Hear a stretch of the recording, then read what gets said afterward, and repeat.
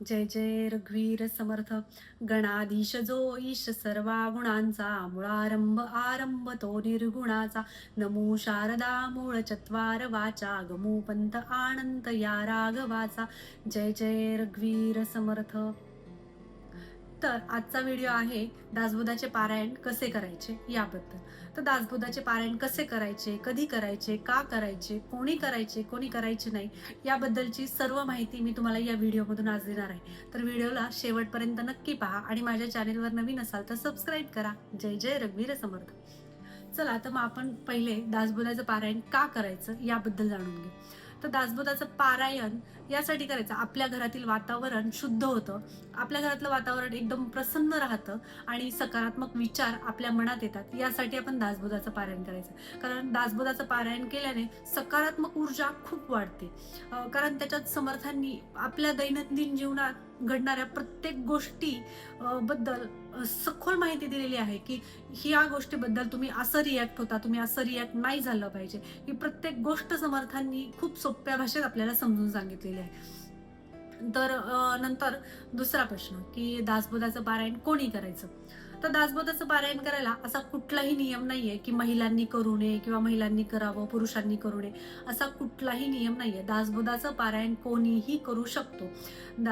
फक्त दासबोधाचं पारायण करायचं का. तर दासबोधाचं पारायण केल्याने काय होतं, आपले उच्चार शुद्ध होतात, नंतर आपले विचार चांगले होतात आणि आपलं आचरणही चांगलं होतं. आणि यामुळे आपल्या दैनंदिन जीवनात खूप छान बदल घडतात. त्यामुळे आपण दासबोधाचं पारायण करायचं. नंतर दासबोधाचं पारायण कसं करायचं. तर दासबोधाचं पारायण करताना कुठलाही नियम नाहीये की अति सवळं पाहिजे किंवा दासबोधाचं पारायण करताना हे असंच पाहिजे, ते तसंच पाहिजे, असे कुठलेही नियम नाही. मी सविस्तर माहिती तुम्हाला या व्हिडिओमध्ये सर्व देणारच आहे, पण आपण एक एक गोष्टी आपण जाणून घेऊ. तर दासबोधाचं पारायण हे आपल्या मनातील इच्छा पूर्ण करण्यासाठी करायचं का. तर दासबोधाचं पारायण केल्याने नक्कीच आपल्या मनातील इच्छा पूर्ण होते. आपण दासबोधाचं पारायण करताना आपल्या सद्गुरूंपर्यंत आपली काय इच्छा आहे ही आपण आपल्या सद्गुरूंना बोलून दाखवली की नक्कीच आपले सद्गुरू आपली ती इच्छा पूर्ण करण्याचा मार्ग आपल्याला दाखवून देतात. ते आपल्याला प्रत्येक गोष्ट आपल्याला दासबोधात आपल्याला समजेल. आणि दासबोधाचं पारायण कधी करायचं. तर दासबोधाचं पारायण करायला असा कुठलाही दिवस किंवा वार असा नाहीये की याच दिवशी केलं पाहिजे. आपण एखादा चांगला दिवस पाहायचा आहे आणि त्या दिवशी आपण दासबोधाच्या पारायणाला सुरुवात करायची आहे. नंतर दासबोधाचे पारायण करताना काय काय नियम आहेत. तर दासबोधाचे पारायण करताना पहिली गोष्ट, आपलं घरात आपण अगदी स्वच्छता पाळायची आहे, ती तर आपण नेहमी पाळतच असतो. असं नाही की घरात खूप घाण आहे, तर घर एकदम स्वच्छ पाहिजे. त्या काळात जास्तीत जास्त जेवढी आपल्याकडून भक्ती घडेल तेवढी भक्ती आपण करायची आहे. आणि सकाळी सूर्योदयाच्या पूर्वी उठायचं आहे, आंघोळ करायची आहे, घर स्वच्छ आवरायचं आहे, आंघोळ करायची आहे, आंघोळ झाल्यानंतर स्वच्छ कपडे घालायचे आहेत आणि मगच आपण पारायणाला बसायचं आहे. आणि दासबोधाचे पारायण हे 7 दिवसाचे करायचे आहे. आणि 7 दिवसाचे पारायण करताना एकही दिवस खंड पडू द्यायचा नाहीये किंवा टायमिंग चुकवायचं नाहीये की आज सकाळी 10ला बसलोय तर उद्या 11ला बसतो किंवा आज 6लाच बसतो, असं करायचं नाही. एक टायमिंग फिक्स ठेवायचा आहे की मला आज पारायणाला सुरुवात करायची आहे, तर मी आज सकाळी 7ला बसलोय, तर 7ही दिवस आपण 7 वाजताच बसायचं आहे. आणि दासबोधाचं पारायण हे दुपारी 12च्या आत संपवायचं आहे. हे एवढेच नियम आहेत, बाकी कुठलेही नियम नाहीयेत. नंतर कसं करायचं. तर दासबोधाचे पारायण करताना सुरुवातीला आपण एक संकल्प मनात धरायचा. आपण कशासाठी करतोय हा संकल्प आपण मनात धरायचा की मी सद्गुरू माऊली मी यासाठी हे दासबोधाचं पारायण करत आहे. आपल्या हातात पाणी घ्यायचं आहे, थोड्या अक्षता घ्यायच्या आहेत, हळदी कुंकू टाकायचं आहे आणि त्याच्यात आपली जी मनातली इच्छा आहे ते आपण सांगायची आहे की मी यासाठी हे दासबोधाचं पारायण करतोय. आणि नंतर ते सगळं पाणी तांबण्यात सोडून द्यायचं आहे आणि नंतर आपला दासबोधाचा ग्रंथ वाचायला सुरुवात करायची आहे. तर दासबोधाचा ग्रंथ वाचायला सुरुवात करताना सर्वात प्रथम आपण आपल्या गणपती बाप्पाला स्मरायचं आहे.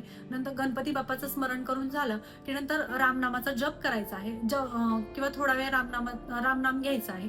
त्याच्यानंतर मनाचे श्लोक 1 ते 13 मनाचे श्लोक म्हणायचे आहेत. ते मनाचे श्लोक म्हणून झाल्यानंतर आपण दासबोध वाचायला सुरुवात करायची आहे. तर या सगळ्या गोष्टीच्या आधी दासबोध करताना आपण करायचं काय. तर पूजा मांडायची वाचायची कशी? तर एक पाट घ्यायचा आहे, त्याच्यावर लाल किंवा भगवं वस्त्र अंथरायचं आहे. आपल्याकडे समर्थांचा फोटो किंवा समर्थांची मूर्ती किंवा मारुतीची मूर्ती असेल किंवा मारुतीचा फोटो असेल, तर तो त्या पाटावर ठेवायचा आहे. आणि जर वेगळा मारुतीचा फोटो नसेल, राम, लक्ष्मण, सीता यांची जरी प्रतिमा असेल, तरी ती जरी ठेवली तरी चालते. त्याच्यापुढे आपला दासबोध ग्रंथ ठेवायचा आहे. त्या दासबोध ग्रंथ ठेवायचा आहे. त्याच्यावर आपण हळदी, कुंकू, फूल, गंध लावून, अक्षता वाहून पूजा करायची आहे त्या तिन्ही सगळ्या गोष्टींची. आणि त्याच्यानंतरच आपला दासबोध ग्रंथ आपण वाचायला घ्यायचा आहे. तर दासबोध ग्रंथ वाचताना कसा क्रम आहे? तर पहिल्या दिवशी 1 ते 3 दशक वाचायचं आहे. एकूण 20 दशक आहेत. तर पहिल्या दिवशी 1 ते 3 दशक वाचायचं आहे. दुसऱ्या दिवशी 4 ते 6 दशक वाचायचं आहे. तिसऱ्या दिवशी 7 ते 9 दशक वाचायचं आहे. चौथ्या दिवशी 10 ते 12 दशक वाचायचं आहे. पाचव्या दिवशी 13 ते 15, नंतर 16 ते 18 आणि शेवटच्या दिवशी 19 आणि 20 हा दशक वाचायचा आहे. तर नंतर करायचं काय? पहिल्या दिवशी ज्या दिवशी आपण पहिल्या दिवसाचं पारायणाला बसतो, त्या दिवशी आपण पहिला दशक वाचतो, दुसरा दशक वाचतो, तिसरा दशक वाचतो. तिसरा दशक संपला की नंतर चौथा दशक जो चालू होतो त्याच्यातल्या सुरुवातीची ओवी वाचायची आहे आणि नंतर ग्रंथ ठेवून द्यायचा आहे.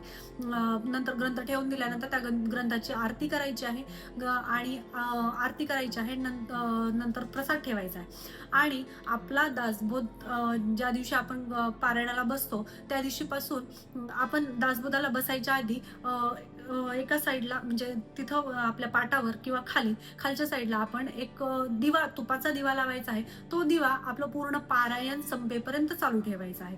आणि एक अखंड नंदादीप आपला 7 दिवस चालला पाहिजे असा लावायचा आहे. शक्य नसेल, घरात लहान मुलं असतील तर ते पळापळी करत असतात किंवा वस्तू उचलणं करणं या गोष्टी करत असतात.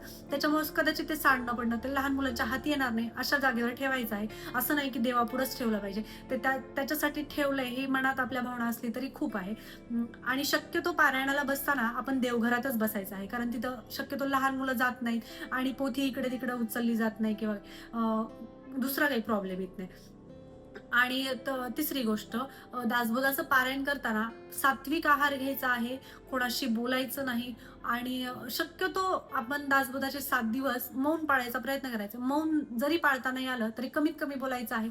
आणि दासबोधाच्या पारायणाच्या काळात जेवढं जमेल तेवढं नामस्मरण करायचं आहे, म्हणजे जप करायचा आहे, रामनामाचा जप करायचा आहे. त्यामुळे आपलं मन प्रसन्न होतं आणि घरातलं वातावरणही छान होतं. आणि 7ही दिवस घरात कसलीही चिडचिड, भांडण, वाद होणार नाहीत याची काळजी आपण घ्यायची आहे. नंतर पूर्ण 7 दिवसाचं आपलं पारायण झालं. शेवटच्या दिवशी, समाप्तीच्या दिवशी आपण एखाद्या ब्राह्मणाला जेवायला बोलवायचं आहे. जमत नसेल तर एखाद्या ब्राह्मणाला आपण दक्षिणा देऊन, दूध देऊन ते केलं तरी चालतं. किंवा मग एखाद्या मंदिरात दान करायचं आहे. नंतर गाईला आपलं नैवेद्य द्यायचं आहे. त्या दिवशी आपण महाप्रसाद करायचा आहे. म्हणजे घरात असं नाही की खूप सगळ्या लोकांना बोलवायचे आणि मग समाप्ती करायची. आपल्या घरातल्या लोकांपुरतं जरी आपण केलं तरी खूप आहे. आणि त्या दिवशी देवाला, आपल्या समर्थांना, नंतर आपल्या त्या दासबोध ग्रंथाला आपण तो नैवेद्य दाखवून त्या दिवशी आपल्या पारायणाची आपण सांगता करायची. आणि पारायण झालं की शेवटच्या दिवशी नंतर तो ग्रंथ लाल कपड्यात किंवा तुम्ही ज्याच्यात ठेवता तो त्याच्यात व्यवस्थित पॅक करून तो व्यवस्थित आपल्या देवघरात किंवा आपले जिथं आपण देवाची पुस्तकं ठेवतो तिथं व्यवस्थित ठेवायचं आहे. नक्कीच तुमची इच्छा मनातील जी काही आहे ती नक्कीच आपली समर्थ माऊली पूर्ण करतात. तेवढी ताकद आपल्या दासबोध या ग्रंथात आहे. आणि दासबोध ग्रंथ वाचताना तो फक्त वाचायचा म्हणून किंवा पारायण म्हणून वाचू नका. तो समजून घ्या. त्याच्यातली प्रत्येक ओवी, प्रत्येक ओळ, प्रत्येक समास, प्रत्येक दशक अगदी समजून वाचा. नंतर आपल्याला समजलं असं पटकन असं पटपट वाचायचं नाहीये. एकदम हळू सावकाश आपण ग्रंथ वाचायचा आहे, समजून घेऊन वाचायचा आहे. फक्त वाचायचं आहे, पारायण करायचं आहे म्हणून आपण दासबोध ग्रंथ वाचायचा नाही किंवा पारायण करायचं नाही, तर समजून घ्यायचं आहे. कारण तो समजून घेतला तर नक्कीच आपल्यात बदल होतील. कारण आपल्यात बदल करायचं म्हणजे आपल्याला आधी ते जाणून घेतलं पाहिजे की समर्थांनी आपल्याला त्याच्यात काय सांगितलंय, काय बोलले. आपल्याला एखादी ओळ नाही समजली किंवा आपल्याला नाही आत्मसात झालं, आपण ती डबल वाचली तरी काही फरक पडत नाही. कारण आपल्याला दासबोध ग्रंथ हा काही मिळावं म्हणून वाचायचा नाही, तर आपल्याला समजून घ्यायचंय आणि आपलं मन शुद्ध करायचंय. आपले विचार, आपलं आचरण हे शुद्ध करायचंय म्हणून आपल्याला दासबोध ग्रंथ वाचायचा आणि त्याचं पारायण करायचंय. या उद्देशानं दासबोधाचं पारायण करा. नक्कीच तुमच्या सर्व इच्छा पूर्ण होतील. जय जय रघुवीर समर्थ. मी दिलेली माहिती तुम्हाला आवडली असेल तर नंतर मी अजून पुढे वेगवेगळ्या ग्रंथांबद्दल, वेगवेगळ्या गोष्टींबद्दल मी माहिती देणार आहे. तर नक्कीच माझ्या व्हिडिओला लाईक करा, शेअर करा आणि सबस्क्राईब करा. जय जय रघुवीर समर्थ.